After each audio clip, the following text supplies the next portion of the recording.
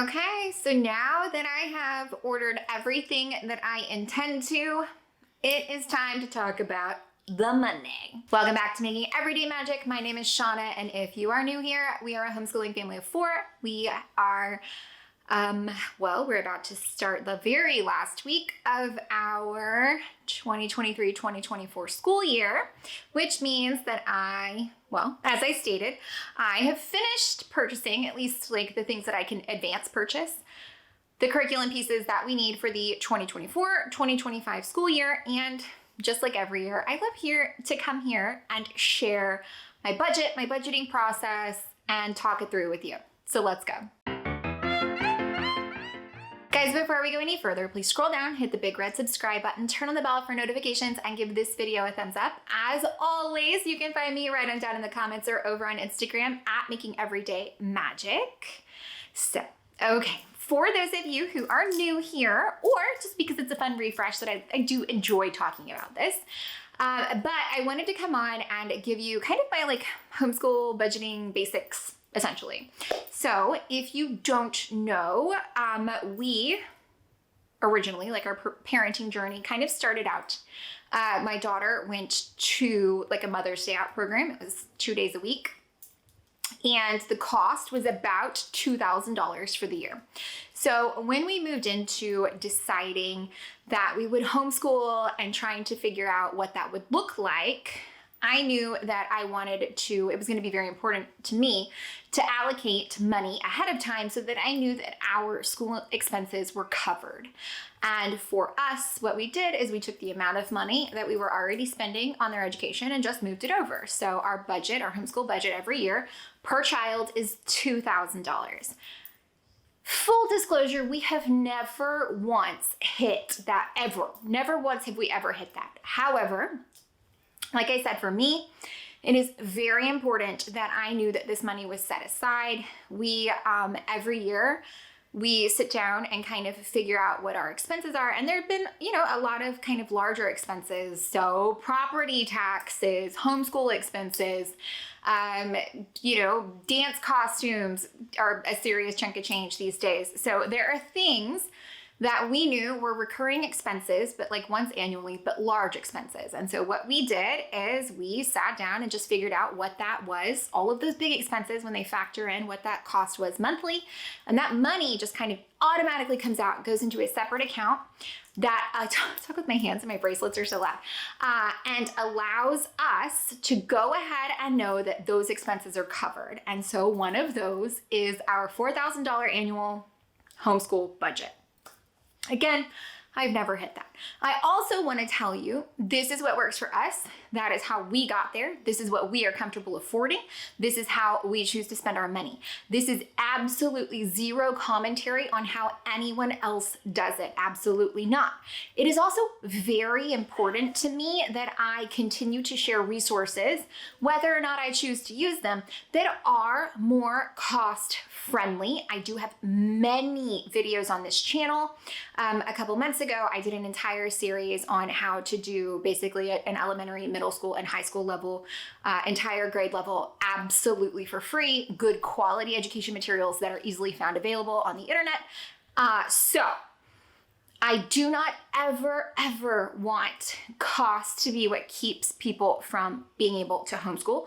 So I will continue to share as much as I can, as many things as I come across, anything I think is a good deal.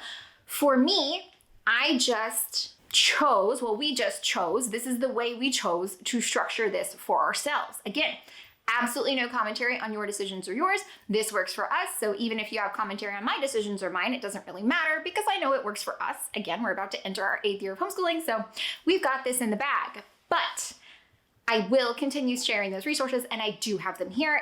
And of course, just like always, you guys are always such an amazing wealth of knowledge. If there's something where oh, you could get this cheaper here, or oh, here's something similar that's free, or whatever, of course, by all means, always share those because it's very important.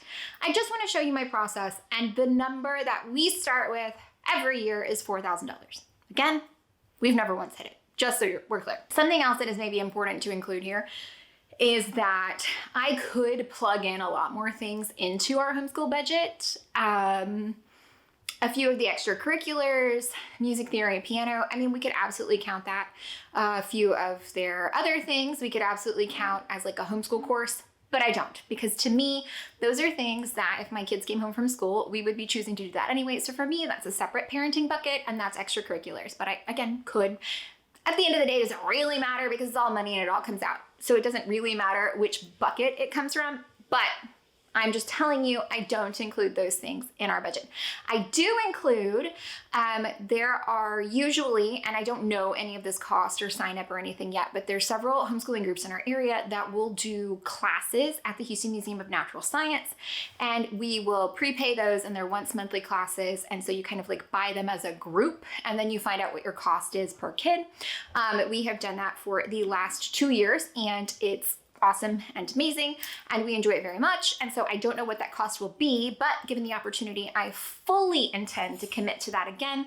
I think this past year was like, I don't know, like right around $100 a kid for I think it's 9 or 10 1-hour classes at the museum, and the classes have been fantastic, absolutely fantastic. There's like 45 minutes lecture, 15 minutes of activity. It also gets you admission to the museum for a day. So hands down worth it. If you're in the Houston area or near-ish an area like this, if you have an option to do something like this, and maybe it takes you being the guy who calls your museum and is like, hey, we want some homeschool classes, do it. Because we've done classes on the 7 wonders of the ancient world. We've done classes on illusions. I mean, just it runs a whole gamut. It is so amazing and so good. And if you get the opportunity, I'm just saying do something like that because it's so good, so high quality. And then when you're splitting that cost between 25 kids, it really is quite affordable. In my opinion. In my opinion, cost value is there. So I think that is everything I wanted to say before we get started, but let me check. Oh, okay. So this number also will not, so it will not include our science classes. It also will not include yet our science supplies for our chemistry course because I haven't finished making the list or buying the things. So I don't actually know what that is yet. I also just saw that All About Learning is releasing the color activity book edition for All About Spelling Level 4, which is what my youngest will be using. So I do intend to purchase that. I think the book will be like $19.95 and then there will be shipping. So I am intending to purchase that as well. I am on the fence with some of our subscriptions. We've not used Brain Pop. I love it. We've just not used it as much as I anticipated. And so at this point, is it worth the cost? Like I could just wait, and if we wanted it, pay for it then, as opposed to paying for it and then hoping we use it. And same thing, Adventure Academy. So I'm not sure if we're going to continue with either one of those, but I'll let you know. So those are things that could be a cost that aren't necessarily yet a cost. As far as school supplies, we need like nothing. I've got colored pencils, crayons, markers, construction paper, scissors, glue sticks, glitter, pipe cleaners, all of that stuff coming out the wazoo. So I don't need any of that. Of course I'll get a few cute notebooks because that's one of my favorite things. I remember walking through the aisles of Walmart, getting my Lisa Frank on and enjoying just being able to do those things. So of course there's going to be some of that, but as of now, these are my anticipated purchases, spending, yada, yada, yada. So let's jump into a spreadsheet. Okay, I am going to show you my spreadsheet. Now, here's the deal. I have only purchased 2 things, and both of them are mixed orders for my kids. So I'm just putting them in as the total cost.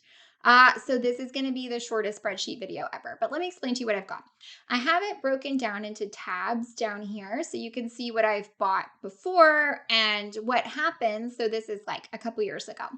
I put what it is on the left, when I bought it, and then I've got it color coded for which kid. And then over here, my husband formatted it so that it would run down my my total as it kind of happened there. And yeah, that's it. So that's what it's going to look like. Okay. So you can't see my receipt window. You're just going to have to trust me. I'm struggling with recording today. Let's see what we can do here. Okay. 4/18/24.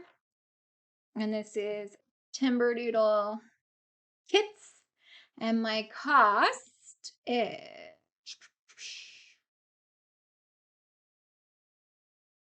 let's see, $1138.86.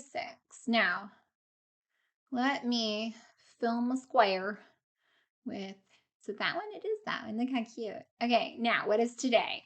Today, I finally hit buy on my Royal Fireworks Press, and I was going to just get the books that I needed for level 1, but the cost of the books that I needed for level 1 was like $100, and just to buy the entire student set of books was only $155. And so I was like, you know what? I'm just going to buy them all, because that means she'll have the reader, she'll have everything that she's going to want to have. And so I think that's good. Okay, so this number is 435. Boom. As you can see, it's a really, really short budget video so far. And my budget updates right here. So I've got over half of my budget left. And there are a couple of things that I am anticipating buying. So science supplies, science classes at HMNS, and then all about spelling for activity book. But that's so I mean, it's as my big kid is using the things that we purchased as my little kid is using the things that we've purchased for my big kid, it really is crazy to me how much my cost is reducing each year. So I'm, basically, getting increased value out of what we're doing.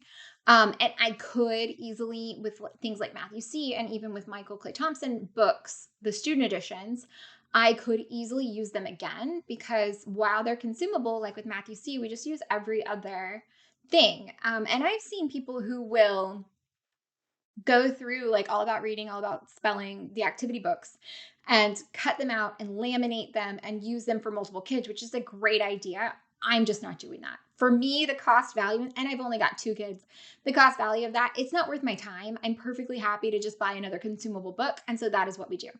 Yeah. Okay. So it was a little uneventful this year, but this is what I've got. I will probably do an update either the end of 2023, 2024, 25, or once I know I've bought everything. So coming up at like when we're actually getting ready to start the 2024, 2025 school year. But other than that, guys, I hope that you found any of this helpful. All right, guys, I think that's it. I hope that you found any of this helpful, entertaining, or informative. If you did, please scroll down, hit the big red subscribe button, turn on the bell for notifications, and give this video a thumbs up. As always, you can find me right on down in the comments or over on Instagram at Making Everyday Magic. I am currently using Excel spreadsheet, but in the past I have used Google Sheets, which is like the same thing. So if you need access to a program that's similar to help you with your budgeting or anything like that, that would be what I suggest. Bye, guys.